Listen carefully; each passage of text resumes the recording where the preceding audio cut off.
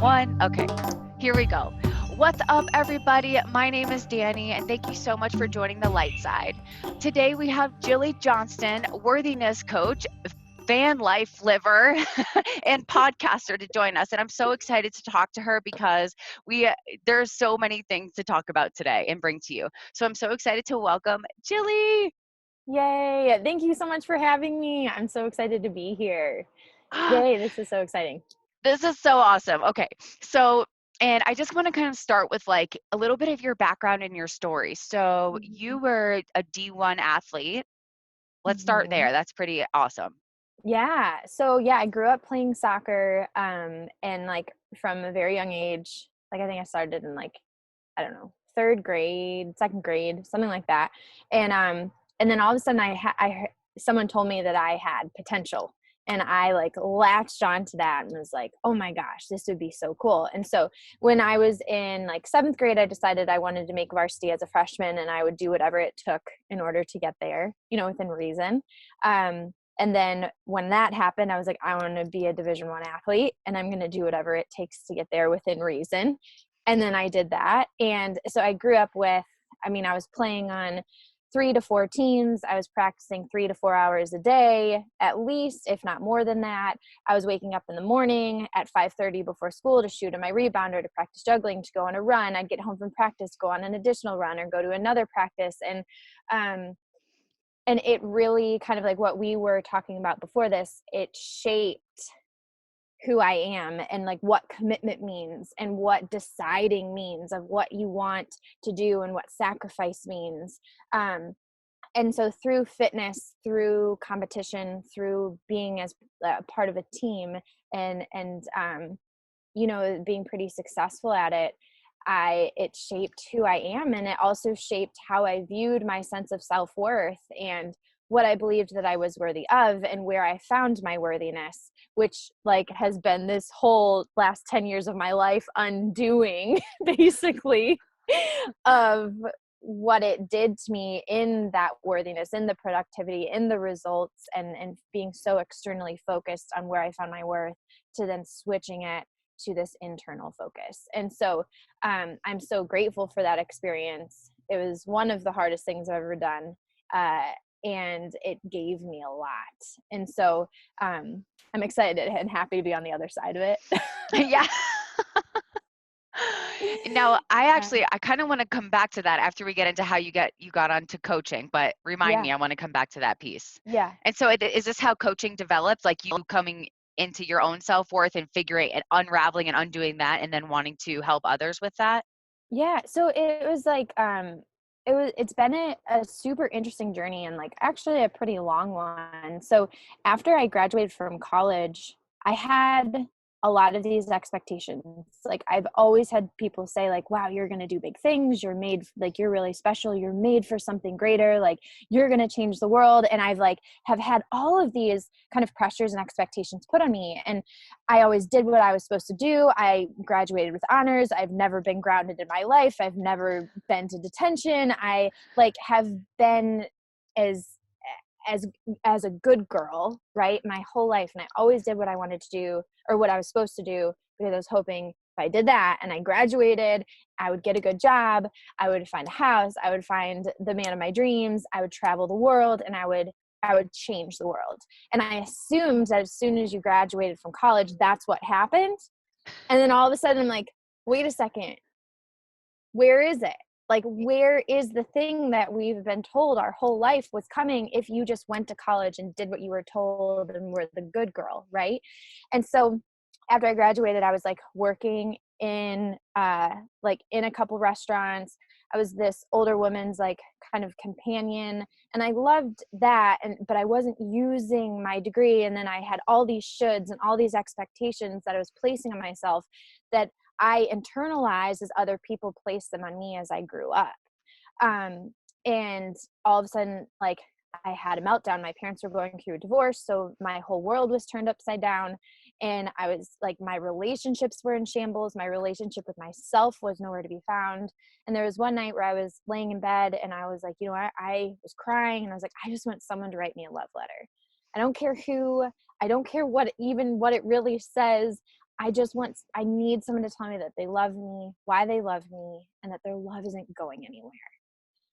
And it was all of a sudden like, it was in this time of just like complete desperation that like this message came from down from the universe and like hit me like a brick wall and was like, you need to offer that love to yourself. Like sit right now and write yourself a love letter. And so I did it, and like I wiped away my tears. Not like everything was fixed, but all of a sudden I had this journey. I had this thing that I was working towards that I had felt so purposeless up until that point, that I had something. And then all of a sudden I was like, oh my God, what if every woman in the world could do this for themselves? Like, what if every person in the world could do this for themselves? How would this change our life? Like, how would this change our world? And so I immediately I created a blog that night, or I think it was the next night. And then I started talking about this idea of collecting self-love letters from people around the world and compiling a book and publishing it. And then pretty soon, like at the spiritual center I was going to, they asked me to come speak. And then a school asked me to come speak. And then people were like, hey, I love your idea, but I don't love myself. Like, I don't even know where to begin. I don't even know what I would say. And I was like, that's a great idea. I'll start teaching people. And at that time, I had never gone to a workshop ever in my life. Like, obviously, like I did athletic stuff and, some leadership training, but I had never been to like a workshop. And so I was like, how hard can it be? I'll just start my own workshop. And so I started reaching out to like yoga studios, women's groups, churches, and I was like, hey, I want to bring this. I'm not going to charge anything. I just want to do this. And then like people showed up. Like my first workshop, I had like 25 people, and I was like, I hope I'm doing it right. Like, I'm not sure. So, but it was built from this demand. And I knew that I had to show up. I was being guided. I was being led. And I had been given this gift of this epiphany, and then the journey that I was going on of self-love and of learning and investing in my growth and learning how to love myself, that I was then able to begin teaching other people. So that started when I was like 23, 24. And then that has kind of progressed to then individual coaching and group coaching and speaking. And now my podcast, and now like everything else that I'm doing. Wow. That is incredible. And you actually made me a little teary with your epiphany and like what you ended up doing with it and writing a love letter to yourself. And so that is just super beautiful. And I can't wait for people to hear that, because I hope that everybody out there listening, sit down and write a love letter to yourself. I got the opportunity to do this a couple months ago, and I'm 29, in my yoga teacher training, and I had never experienced that in my life, and everybody was just a mess. And when I went back and read it, because they sent it to us later, it was just like exactly what I needed to hear at the time. And I was like, oh yeah, like I'm pretty awesome. Like it was really a good reminder, and especially coming from yourself, because then you don't need external validation to tell you, or like trophies or followers or people. But if the love comes from within you, I feel like it's so much more impactful and meaningful. Yeah. And it is, and it's not like just because you write a love letter doesn't mean that you automatically love yourself, right? It's a relationship. Your relationship with yourself is like any other relationship. It takes time, it takes effort, it takes trust, it takes investment, right? And so it's this commitment. I look at it as like kind of the symbol of commitment, as like, hey, I'm committed to you. It's a vow. I'm committed to you, and I'm committed to going on this journey with you, and I'm committed to showing up as this for you. And so I always tell people, if you don't know what to say, write what you wish someone else would say to you.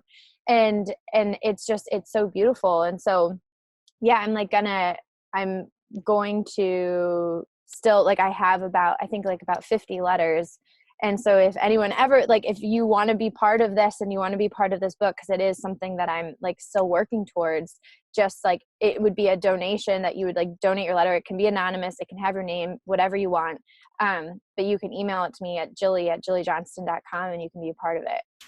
Oh, I'm so happy that it's still going on. I'm going to write one. Yeah, please. Okay, please. awesome. So Jillie@jilliejohnston.com. I'll put a link in the description so people can Perfect. have access to that. This would be so amazing. Yeah. Okay, so I want to go back to the athlete thing because I have a feeling, and I actually want to know this for myself because I don't know that I've ever explored this. Being an athlete myself, I put a lot of worth in my followers, in my trophies, in me Mhm. climbing the ranks in bodybuilding.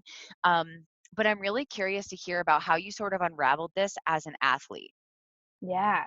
I actually, that's a really great question because I don't know if I've even, like, I've realized it and been like, okay, this is where I found my worth. And then having to shift that story, right? And change where I find it. And so, in all of my coaching and all of my groups, that's one of the things we do is we define, one, we recognize where do we find it. Two, we define what it means. Because we can say the word like I love you, but or I respect you or whatever, but unless we actually have a definition of what it means and what it looks like, how do we know what we're even saying? We're just using words and we're not being conscious about the words that we're choosing. We're just kind of using them, right? And so, and then being able to see like, where have I found it is like, okay, is this external or is it internal, right? Is it conditional or is it unconditional? And so, growing up, a lot of it is parents' approval, teachers' approval, grades, right? And if you're an athlete, how much playing time did you get? How many championships have you won? How many championship rings do you have? Were you a captain, right? Were you a starter? Did you make varsity as a freshman? What division did you play? What conference was it in? And so like there is it. I realized that I felt good about myself, right? I loved myself. I was proud of myself when I had all those things, when I was captain, when I had those 3 championship rings and I had something to prove, when I got a lot of playing time, right? But as the minute I got injured and was deemed worthless for the team, right? You don't travel. You don't get to travel if you're hurt, right? You get put on the sideline or up in the box, like filming the game, if you even get to travel. And like I had a coach say like you're worthless to me now, like you are worthless to me. Like luckily she was fired, but Oh, like it just like it really kind of drives home this feeling of like, okay, if I don't have the use of my body, because I am being paid for this, my worth is like I am literally being paid to play this, like my college education is being funded through this. If I don't have my body, all of that goes away, right? And which then a lot of athletes and high achievers, we then go out to try to use our income or our clients or our followers to replace that. So we don't actually ever heal it. We just look for it somewhere else, right? Which is dangerous, right? Because as soon as we don't have a job, as soon as clients leave, right? As soon as we go into recession or whatever the heck is happening right now, our whole worth is being questioned. We question it because we believe that it's tied to something outside of ourselves. And so when I realized that I felt good when I had playing time, I felt good when we were winning. But as soon as I had a bad game, as soon as I didn't start, as soon as, I was like threatened of maybe you weren't going to travel if you didn't show up and perform, then I felt bad about myself and I tore myself up and I beat myself up. And I was like, what am I even doing? Who am I? Is this even worth it? And then as soon as college ended, that whole identity was taken away. So and so then I had to redefine myself, right? And it was really really hard. My relationship with my dad had to change because I was afraid that if I didn't have soccer anymore, that was how our relationship formed. How would our relationship look, right? And we went through a lot of rocky years until we figured it out. Um, and so when I looked outside and saw that this is how I felt about myself, how I talked to myself, how I treated myself was dependent upon this external thing, I realized that that isn't sustainable, that isn't certain, that isn't safe because it can be taken away at any moment. So where did I find it? What did I make it mean about myself, right? Which is an important question of what am I making this thing mean? Is it serving me? No, it's not. Okay, great. So how do I want to change it? Where do I want to find it? How can I begin to shape new beliefs about myself? What does worthiness mean? Where do I find that? Right? And when I think about like, okay, worth is inherent. Worth is because we were born. We are worthy because we were born. And worthiness, the definition of worthiness is the quality of being good enough. So let's find evidence of how we are good enough exactly as we are right now in this moment and begin to shape those new belief patterns, begin to shape new neural pathways in your brain, which you and I have talked about before. And then that is, the more you do it, the easier it becomes, the more evidence you find, right? And the easier it is to go down that road. Mm. So Wow. did that answer your question? Like, that was like, I mean, there's a lot in there, but Yeah. essentially that's how you That do it. was, girl, that was great. There's so many parallels with you and I and how we went through that whole, like when I quit bodybuilding, I couldn't even go on Instagram. Like I felt like I was not worthy of all of these followers, and I'm still working through that. Like I still don't totally feel worthy of that, but now coming into this new identity, like we've talked about before in a conversation, that's something that I'm learning all over again, because my worth was so tied up in Little Monstar, and it was so tied up in the Olympia and the Arnold and my sponsors, and I didn't know anything else really. Um, and so thank you so much for sharing that, because that Yeah. hit home for me on so many levels. And so if I'm understanding correctly, a way that we can start to heal our worth, our worthy uh, wounds is Yeah, I love to it. Really. look at where we are right now and start to feel like, start with like, we're worthy because we're born, and start to think about all of the things that are good about it, that we are good enough in. Mm-hmm. And that could even be like, I'm good enough to be a mom, I'm good enough to be a dog mom, I'm good enough to love my significant other, or like, what are some examples that people can start to like find their own worth like right now? Yeah. So yeah, find like how you are good enough, right? And so I actually had to completely change this, and I've been aware that I'm actually like in the process of changing again, but I said like, I'm good enough because I show up on the days even when I don't want to. I'm good enough because I'm willing to risk. I'm good enough because I'm willing to try and try and try and try. I'm good enough because I'm willing to fail, right? My good enoughness is not on a result. It's the fact that I'm showing up for myself over and over and over again.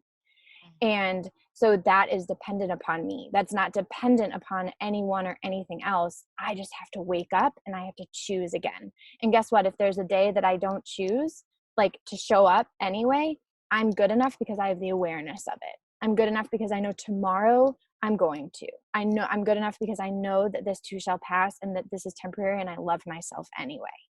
And so it has shifted so much. And so I hope that please, everyone listening, right, take these. They're not mine, they're not copyrighted, like whatever. Take them and say them to yourself, because that is how you begin to change it. Is I'm good enough because I show up, and because I try, and because I put my best foot forward. And even when I don't, I love myself enough to forgive myself through it. So those are some things that people can use and take. Okay, I think that's amazing. And something else that just hit me too was like athletes that are in the midst of their career. Like they are playing, they are winning, they are doing all of these things.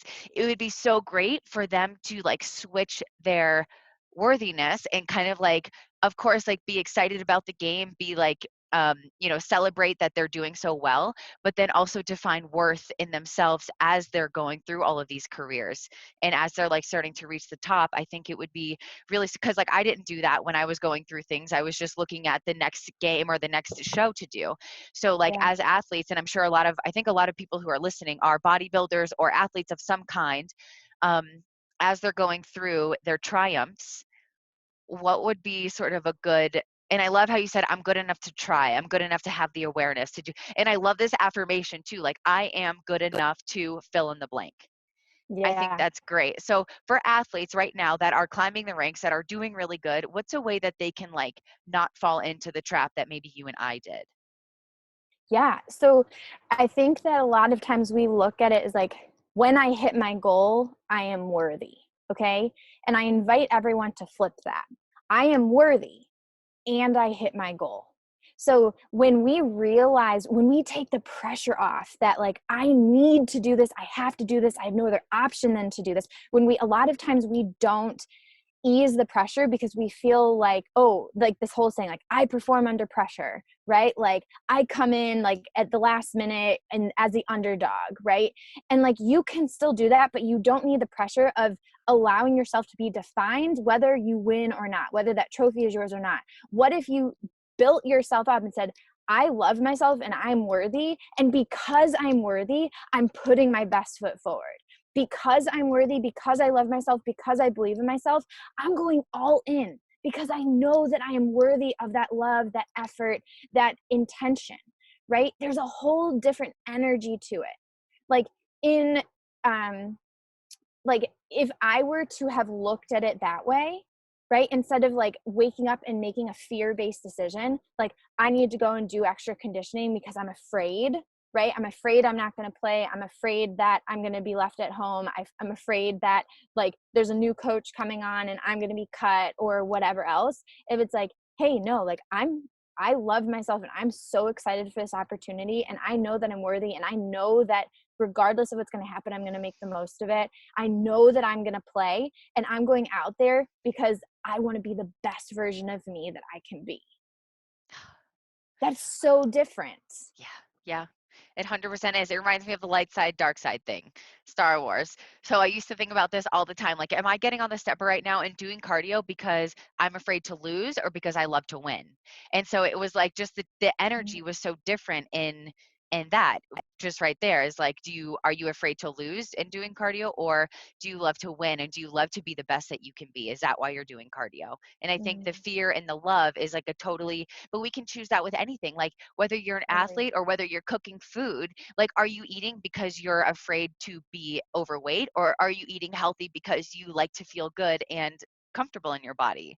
Yeah. So I think that the choose fear and love thing can be It's almost like anything. in anything. Yeah, for sure. Like, are you asking for a hug from your partner, right? Because you're afraid that you're losing them, you're afraid you're growing apart and you need the hug and you're taking? Or are you asking for a hug from your partner because you love them and you want to express that? Right. And so like it's literally applicable to any area of our life and how we show up and what we do. And so, yeah, like, are you coming from a place of love? And like another question that's really powerful is if you knew, this will help automatically decide if you're acting from love or from fear. If you knew that the result that you wanted were coming, if you knew that the championship was on its way, if you knew the medal was on its way, right? If you knew that the love of your life were on their way, right? Or the body that you wanted, like what decision would you make? Would you still get on that stair stepper? Would you still do the cardio? Would you still lift weights, right? Or are you doing it because you're afraid? And so like, that's like also another great question that I use a lot in my business. Like, why am I showing up? Why am I scheduling these interviews? Why am I showing up in the group? Like, is it coming from a place of fear and lack, or is it coming from a place of love and abundance? Yes. Everybody, yes, make the distinction. And every choice that you make, fear, fear and lack, or love and abundance. I love those words. Me too. So switching gears a little bit to your clients. So Mhm. when you're like talking to your clients, how do you identify when somebody has like a low self-worth? Are there certain like red flags or like signals that you listen for, or like things that people say that you're like, okay, we need to work on worthiness? Because worthiness can come in many different forms. Like can you be like body worthy, like I'm worthy to have a good body, but I'm not worthy to make money that I want to make? Oh, totally. Yeah. Everything. Like, Hmm. this is the thing. Worthiness, and this is like why I love and I do what I do. Um, Worthiness is literally everything in life. You can create, you can manifest, you can attract anything you want. And I bet every person listening has this example, right? You've attracted something you wanted, and then you've self-sabotaged and you've lost it. That right there is an example of a place that you need to grow in your own self-worth, right? We only have a life. Our external world is a reflection of what we feel about our worthiness. So if you're not making the right amount of money, right? If you're in debt, if you keep gaining weight, right? Or you keep losing weight, if you keep self-sabotaging in relationships, if you can't accept compliments, right? Like if you should on yourself, if you don't believe you're good enough in one area or the other, like all of these things are like, it is like, oh, I need to go into that self-worth right there. So it's so cool. And this is why I love it, is because it is the whole spectrum. I work with people who, oh, you can see my cat. Oh, yay. You, like you can work with people who like are dealing with body image issues, all the way Yes. up to like multi-million-dollar entrepreneurs, right, who are having relationship issues, Mm. to another person who has the best relationship in the world but doesn't have any money, right, to another person who's starting a business but all the doubt is creeping in. So there's so many areas and so many spectrums. So if you look in your life and there's any time you feel or think I'm not good enough, right, in any area, right there's worthiness. Mm. Okay. And how can people start to like heal this? Like, let's say for body image, because I feel like that's something that's so widespread that people don't, I don't know if it's like they don't feel good enough to have a good body, but that's something that they need to, so they keep gaining weight, or they don't feel good enough to have a good body, so they don't work out and do the things that they know are good. What is some, it's like, with like a body issue thing, where can somebody start to feel more worthy, I guess, of what they Mhm. want to create? Yeah. So one, it's recognizing that you are not your body, right? Yes. Just like you are not your body, just like you are not your trophies, you are not your failures, you are not anything, right? Like you are a soul that is having a human experience, right? You are not your body. And so what are you making your body mean? If you like is that your whole, is your whole worthiness dependent upon how you look, right? Or is it like, I don't feel like I'm enough, and so therefore I'm going to punish myself and I'm going to eat, right? Or am I going to starve it because I don't feel good enough, right? Um, and so like these are all things, is what are you in your actions, what's the underlying story? And so why are you getting on the stair stepper, right? Why are you lifting the weights? Why are you not going to the gym? Why are you putting the food into your body that you are putting into your body? What is the underlying belief? Is it like, well, this doesn't matter anyways, right? I'm never going to find anyone anyways. This is never going to work. I'm never going to lose the weight, right? Or God, I just can't handle what's going on in the world right now. Like, I can't handle it. I'm going to eat myself numb, right? And so it's like realizing that there's an underlying like belief that we have to address. And so I ask people, like, whether it's exercise, whether it is food, before you eat or before you exercise, what are the thoughts that are going through your head? Let's write them down. Keep a journal for like 2 weeks. Keep a journal, right? See where there's consistency, see where that was just a bad day, right? Mhm. And see when you have good days. What are the thoughts? What is serving you, right? And what is not serving you? And so if we want to change an action, the first thing we have to address is the thoughts and the beliefs that we have. We have to change our thoughts, that change our feelings, that change our action, that change our results. Mm. And so get clear on what that underlying belief is, about your body, about what you're eating, about movement, whatever it is, right? And then we can begin to change it. I actually don't even remember what the question was you asked me, but I like wanted to go on that tangent. I love it. That was perfect. Okay.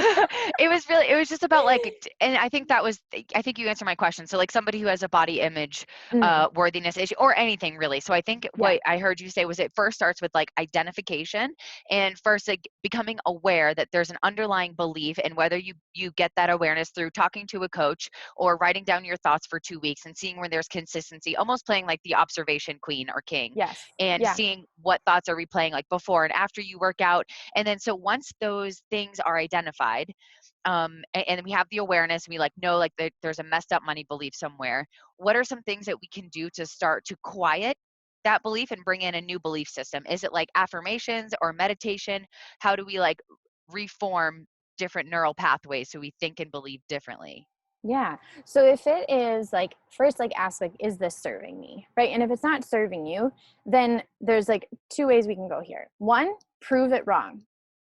Find evidence about how it's not true, right? So that's one thing, and that's like really great. So like, okay, I never follow through, right? That's something that comes up for a lot of people. Like, Mhm. I'm not good at follow through. I never follow through.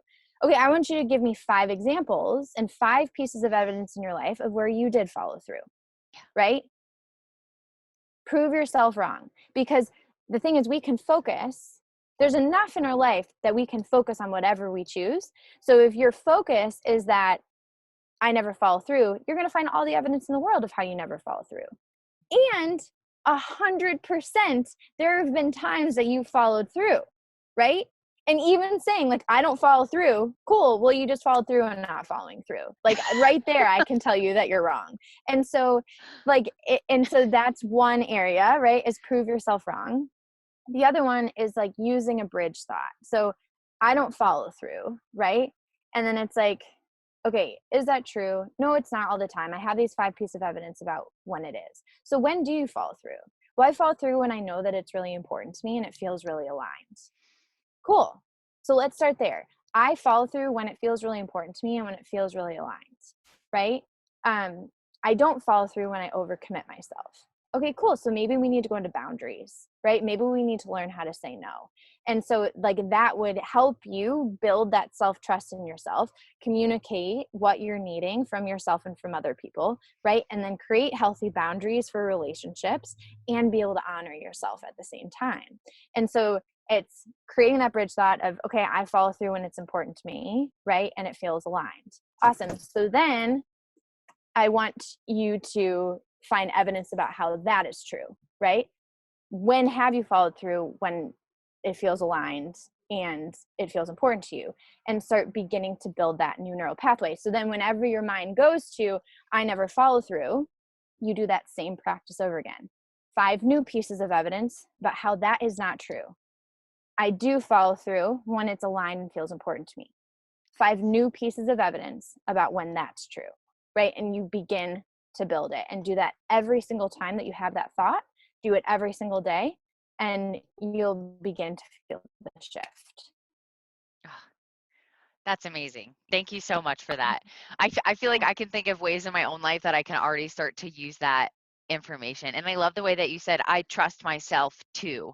I think that's a big, and for me, it sounds like it's almost just like bringing these new thoughts and this new perspective into awareness. So it's like getting your mind off of thinking like, I don't follow through, I'm not worthy of having a good body, or I don't trust myself to make enough money, and just switching your awareness and your thinking to what you do feel good, like work backwards sort of, and start to say, I trust myself to make a lot of money. I am worthy of having the body that I want. And so it seems like it's just switching your focus, because what you focus on grows, right? And if we keep focusing on the negative, then that's going to perpetuate and create our reality. Whereas if we focus on the positive, focus just like we did on the negative, that will start to create our reality. Yeah. And so like, and you talked about meditation and affirmations, right? Same thing. It's the same thing. So when you have every minute that you spend focusing on positivity, focusing on something different than what you're used to, is a minute that you're not spending focusing on your victimhood, that you're not spending focusing on the way that you were.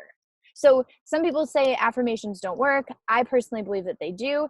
And even if you don't believe in affirmations, if you spend a minute just saying, I am good enough, I am worthy, I do believe in myself, I can do anything, I am strong, right? If you just spend a minute, that's 1 minute that you're not feeding your mind and your body with negativity, right? And so that's the other thing is switch it up, right? The Dr. Joe Dispenza, who wrote Becoming Supernatural, who like I love, it's taking me forever to read his book, but they talk about like if you want to change habits, right? If you want to break habits or break addictions, you have to create a new reality. You have to create a new habit, right? So just if it's as simple as get up on the other side of the bed in the morning, right? Drive a new way to work. Brush your teeth with your opposite hand, right? Like go to a different gym to work out. Do something a little bit different. Like, and by changing that, you're actually you're releasing the right chemicals in your brain to create new neural pathways, and it makes it easier for you to change them. So that's like another thing I would offer that. Yeah. Okay, I think that's great, and it sounds to me like it's almost like a muscle that needs to be worked at first. Like at first, when you Mhm. first start working out, you're not super strong. The proprioception, the neural pathways aren't there yet. But if you keep getting uncomfortable and you keep going to the gym and you do little things that are like brushing your teeth with your other hand or doing these things that make you uncomfortable or that require a little bit more discipline, like discipline is a muscle that we need to work. It's not something that just Yeah. comes out of the blue. So I like how you said that because I think a lot of, even if you do something that's super small, like go to a new yoga studio, like if you build up this muscle of getting uncomfortable, then eventually when the big things come to get uncomfortable and the big habits come, you're already practiced at getting uncomfortable. It's not such a scary thing anymore. Yeah, 100%. And so this is like, you said this in the beginning, but so I live in a van and I'm traveling around. We're currently in Texas with my boyfriend's family. But what I'm noticing is like we're constantly changing. Every day looks so different, right? We're going to different gyms every day. We're going to new cities. We go to like new cities almost daily, sometimes new states every week. Like it's crazy, right? And so change is constantly happening, which is, especially in the beginning, was really unsettling. But then with everything that's happening like in our world right now, right, where there's like scariness and uncertainty and change, we still feel it. But we've also been in quarantine for like 5 months, right? Like we've been living this life of kind of like this nomadic life of like being together and like living in a small space and like not having any distractions. And so we've created this environment where there's a lot of neuroplasticity happening. There's a lot of gray matter being created in our brain because things are changing all of the time. And so by creating more change in your life, you're setting yourself up for success because change is the only certainty. So yeah, it's really neat. So like do that for yourself. Give yourself the gift of change. Yes. Oh my gosh, I love that. And okay, so on the van topic, I'm excited we're talking about this. So, Yeah. okay, so you started about 5 months ago, and you're in what? Mhm. How many square feet? 60? 60. It's like 60 to 70 square feet. Okay, and you have a Yeah. kitty with you. That's amazing. I didn't. What's Yep. your kitty's name? Her name is Soso, and Yeah. she is like the coolest cat. We just open the door, she goes and roams around, and then like jumps back in when she's hungry and ready to take a nap. And so like Perfect. it's the coolest thing. It's the coolest thing. Oh, and so okay, so you started 5 months ago, and what has been maybe like your biggest lesson or your biggest excitement? Like, give me a little bit of background on what it's like to be van living. And I know you said, I think in a post or something earlier that like it's not comfortable and it's not secure. Like sometimes you are worried about where you're going to sleep and like if it's safe and things like that. Yeah. So I like to say that the grass isn't greener. There's just different weeds. Mm. So if this is lingo. So if you live in a stick and brick, right? So like that's a house. So like the stick and brick people, right? Versus like the, nomadic culture, right? Um, you one always have to worry about where you're sleeping. Is it legal? Are you gonna get broken into? Are you gonna get knocked on by the police? Are you gonna get a ticket? Right? Like in California, in Southern California, it's illegal to live in a vehicle. So like if someone if someone runs your plates, we aren't registered as an RV. But if someone runs your plates and you are registered, you automatically get a ticket. You're not even allowed to park it on the street. Even if you're not living in it, you're not even allowed to park it on the street. So there's an $80 ticket, right? Which like isn't that much, but if you have nowhere else to go and you're continuing to stay there, $80 every day is a lot of money, right? Yeah. Where do you find water? So like we have a 30-gallon freshwater tank. So like that can last us, if we're showering in here, it lasts us like 4 or 5 days. If we're not showering in here, it can last us 2 weeks. But at the same time, where like can you dump your water underneath? Like can you actually go through the floor of the van, or do you need to make sure you're going into a gray water tank? So like that's another thing. Is it going to be really hot? We don't have air conditioning. We have a max air fan. We're currently in Texas. It's going to be like 80 degrees today and super humid. Um, and so, and also at night, if you're in a hotel parking lot or you're in a Planet Fitness parking lot or whatever else, you can't keep your doors open to make sure that there's a cross breeze. And so there's just different things. Do you have enough battery power to make sure that your computers get charged? Where's your signal coming from? Do you have enough cell service to run your hotspot? Right. And so that's like a huge thing, which I was so worried about today that it wasn't going to be enough to be able to run the hotspot and do video. So there's like so many different things. So I think that I really like to share that. And this is probably the biggest lesson. When we don't have a TV, a lot of times we don't have good signal. So it's not like you can just like turn on Netflix or whatever else, right? We, two humans who are complex, who are up to big things, who love each other very much, right? But are also going through their own stuff, live in a 60 to 70 square foot space together. You can't numb. You can't turn away. You can't pick up your phone and like scroll and like get lost. Sometimes you can, right? But if your service isn't good enough, you don't have that. You don't have a TV. All you have is each other, and you can't turn away. There's nowhere to hide. There's no room to go into. You have to turn towards each other. And you are confronted with you're confronted with doubt. You're confronted with uncertainty. You're confronted with frustration, right? With yourself, with another person. And especially in this time of quarantine, there's no coffee shops to go to. We can't go to the gym. It was pouring down rain for the past 2 days. So like, luckily we'll be able to go outside and like work out today. And we did it yesterday anyways. But and Robbie's mom's also going through chemo. So we're quarantined from them. So like, we don't have anywhere else to go except this space and like the immediate outside.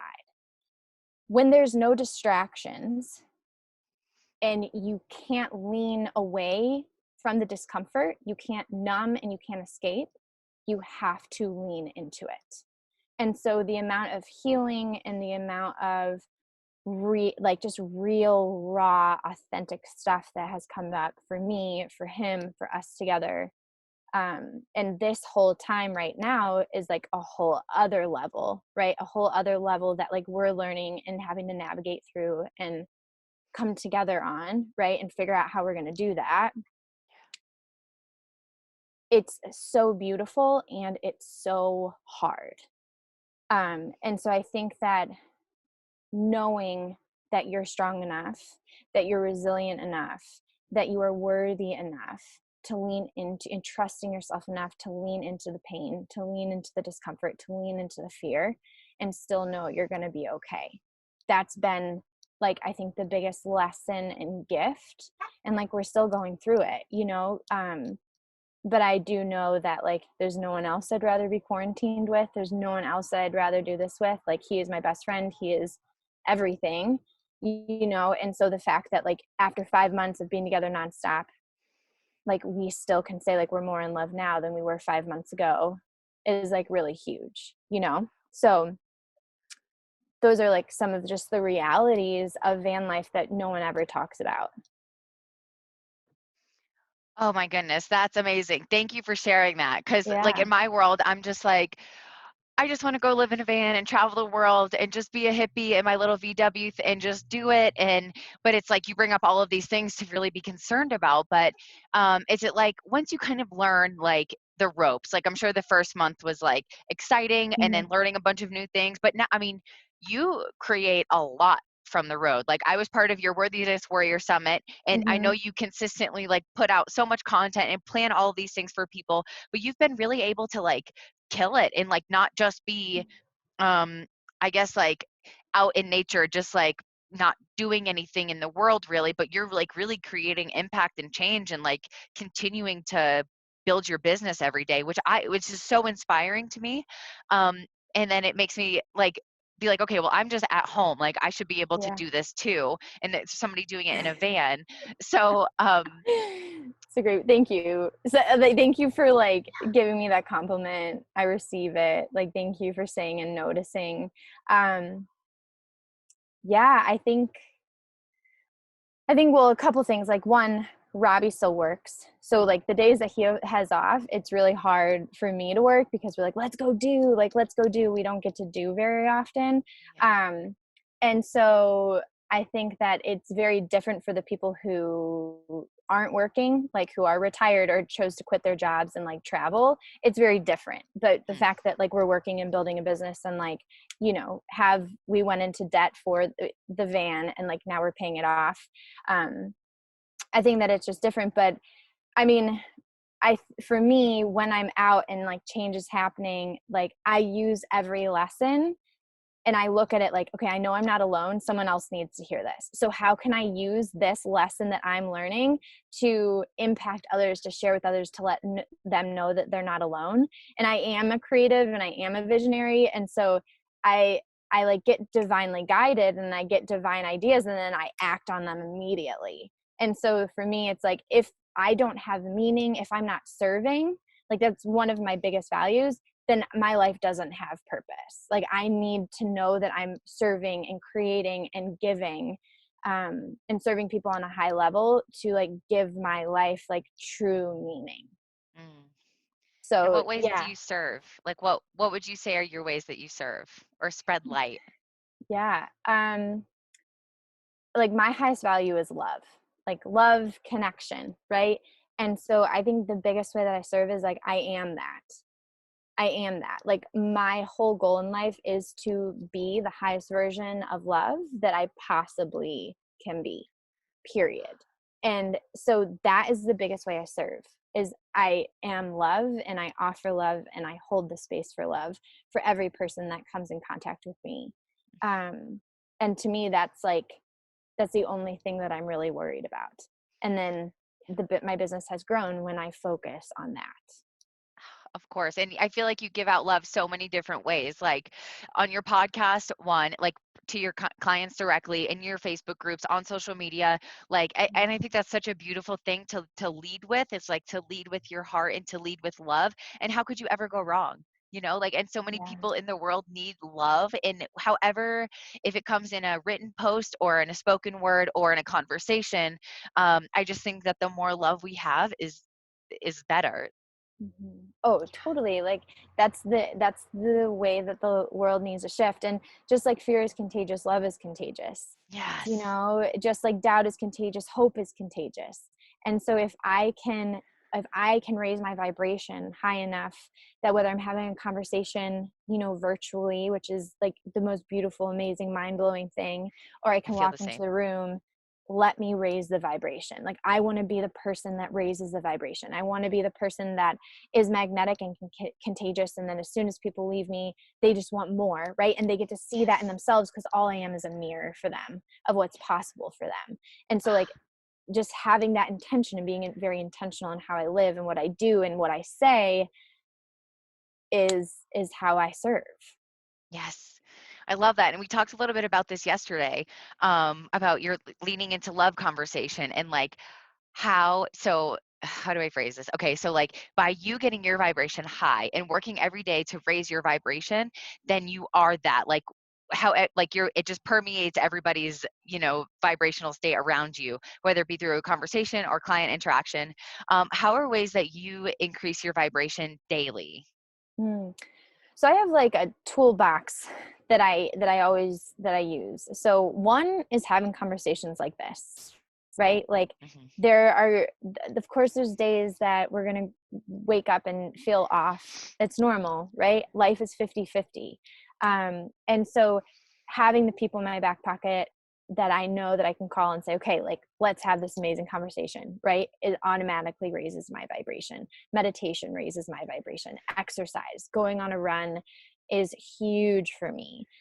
Writing, and then two more, hugs. Like I love hugs. So Oh, hugs, and then listening to podcasts. Like I have like my certain podcasts that I listen to, and I always know that I will leave that podcast feeling inspired, right? And at a higher vibration. So those are things that when I wake up and I'm like, oh, today I'm feeling off, not like today is the best day, right? Like, okay, I have these things that I will do to raise my vibration. And if it's something that I don't believe that everything has to be positive all the time.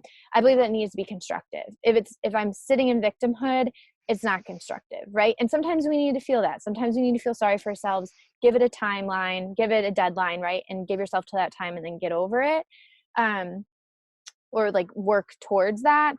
But if it's constructive and it's grief and it's loss and it's mourning, like allow yourself that time to grieve so that you can move forward. So I think that I just want to make sure that I point that out.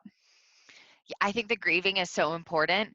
I've been listening to Kyle Cease lately. Have you discovered him yet? You told me yesterday about him and I wrote his name down. He is I really like the way his content's going. So he's like doing this transformational comedy. And I think he was in like 10 Things I Hate About You. I never saw it, but I think he was doing like stand-up comedy. And now he's doing it into like raise the consciousness type, and he's doing a lot of YouTube stuff and about grieving. Something that I heard that like hit me totally different was like, when we're grieving and sometimes we're moving out of an unworthy state to a more worthy state, there's a grieving process that has to happen because we're letting go of an old story. And it's like the idea that like crying is good, and it's like we're crying out an old story, we're shedding an old skin, like we are getting that energy just out of us. So it's okay to cry and to feel certain types of way and to come to your coaches and to vent, because you're letting out this old story and you're not letting it run you anymore. And when you let go of this old story, you make room for the new story to come in. And so the grieving thing, really, that's just been something that's been in my experience lately, like with my clients and things like that. So I'm actually really glad that you brought up the grievance of this whole thing, because it is very important to feel that and to acknowledge it, and not to just push it under the rug and act like it's not there, because that's part of the healing process, is letting that come up, feeling it, and then like consciously just like letting it go. Mm-hmm. Yeah, it was that's actually a thought that I had today. It was like, in this whole process, there's a part of me that I have to let go. And like, I'm really resisting letting her go, and I have to. And so it's like that. And I think it's going to be layers, and because I've started shedding the layers, but now it's getting deeper and I'm feeling more resistance to it. And so it's holding that space and holding that safety, and allowing yourself to be and to grieve and to shed, and like holding yourself in that way to create that safety for you to step into your power. I love, so you said you're creating this new, so you're in transition right now, creating a new version of Mm-hmm. yourself, and you're letting go of some of these old parts of you that are not serving this new version of yourself. Mm-hmm.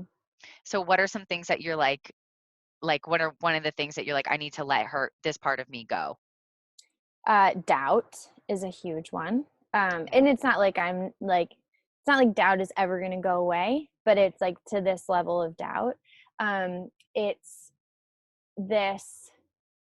this belief of like, I can't totally rely on myself. Like, I need a safety net, and like, I need to become my safety net, because like I said before, everything else in our world is changing. There's so much uncertainty. So how can I create that safety and certainty within myself, and it without it coming from income, without it coming from family approval, without it coming from being able to travel every second that we want to, right?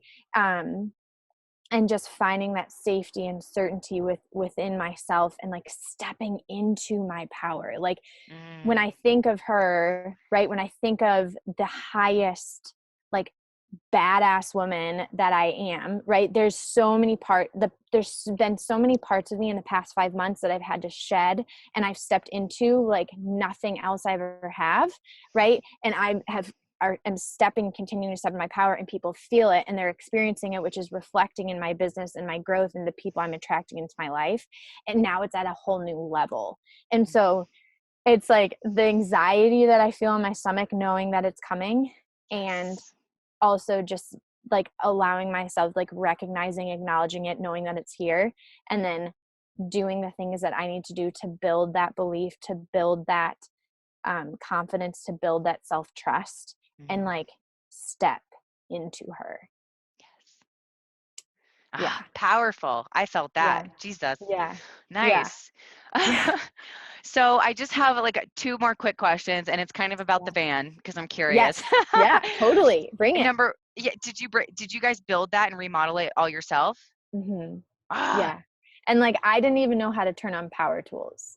yeah. Like, seriously, like, I'm Yeah. not joking. Like, I did not know how to turn on power tools, and we built it, everything we did ourselves. So what kind of like shell do you drive in? Ram ProMaster 3500 extended body. So like a huge Amazon van. Oh, okay. Very cool. Yeah. Yeah. It's like the best way to say it. Yeah. Yeah. I have a picture of that in my head now. Mm-hmm. And so you went inside, you put all the wood, you put little Mm-hmm. furniture stuff in there. Yeah. Oh, yay. Yeah. And so it's a little messy right now, but there's Robbie. And so that behind him is our bathroom, and then there's our sink. Yeah. And then I'm sitting like I'm actually like sitting where our feet normally are, but then this is also where our bed and our seating area is. Mm, so cool. And so you Mm-hmm. guys have been there for 5 months already.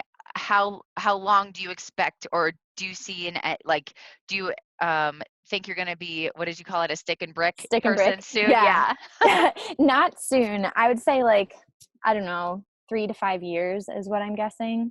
Okay. So like we wanted to do this to have this experience, to travel, to see the country, to see where we wanted to settle down, buy land. And then we decided we want to do an earth berm, What's that? is when it's like a completely sustainable house, like made out of the earth. You would love it. You need to look into it. It's totally you, 100% you. So you have to look into it. And so we want to look like earth berm or earth ship, like both of those. Love Um, it already. Earth ship. I'm like, I'm yeah, there. I know. And so, yeah, so like that's what we're going to do, and like create a sustainable home, um, when we're done with it, and like can buy land and do all the things. Oh my gosh, what a fun goal. I'm so excited and proud of you guys. And Yeah. I'm so excited to watch this all unfold for you. Like, I'm so grateful to know you Yeah, so I I'm so can keep grateful to up know with your you. journey and all of the amazing things that you're doing. Yeah, no, it's like I'm so grateful. And yeah, I like, when you like live your life, you like see all the like the mundane things, and like you forget how cool it is.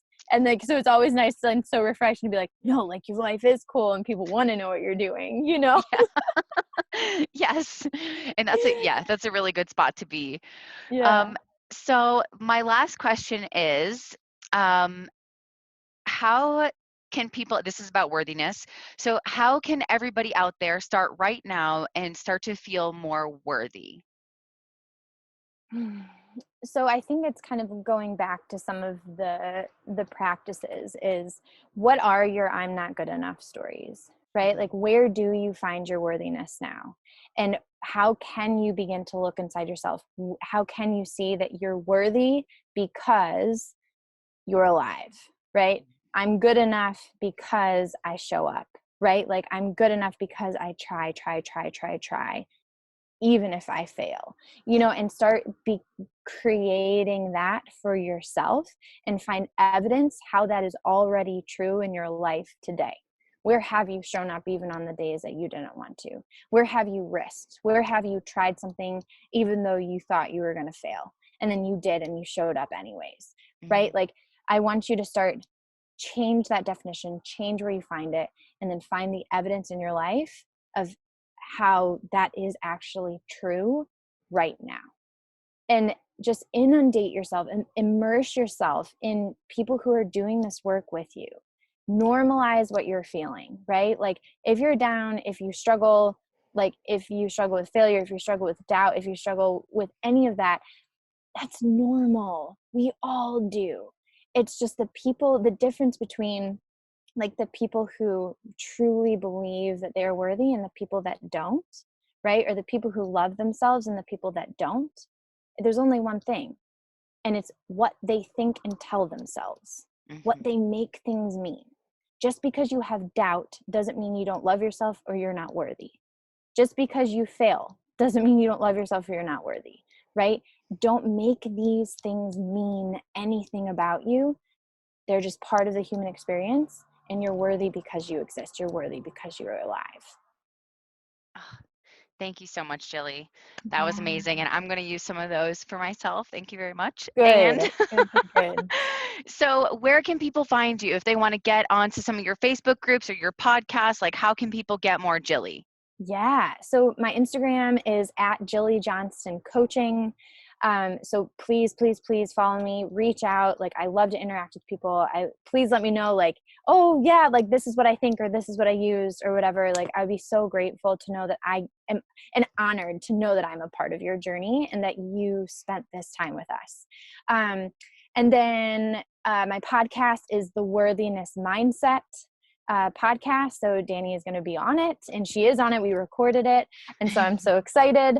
And then my Facebook group is Cultivating Conscious Creators. And so that's free. Like, I just have amazing content and amazing people in there. And so I would love, love, love for you guys to be a part of it. So I can't wait to hear from you. Awesome. Jillie, thank you so much. This was one of my favorite podcasts so far, and I'm so excited to have you on here and to know you. So everybody, and Jillie, thank you so much for your time and energy. I appreciate that more than I can ever explain to you. And thank you all so much for joining the Light Psyde today. Thank you. Thank you. Yes. Peace, everybody, and love, and namaste, and harmony, and stay healthy. Okay, bye.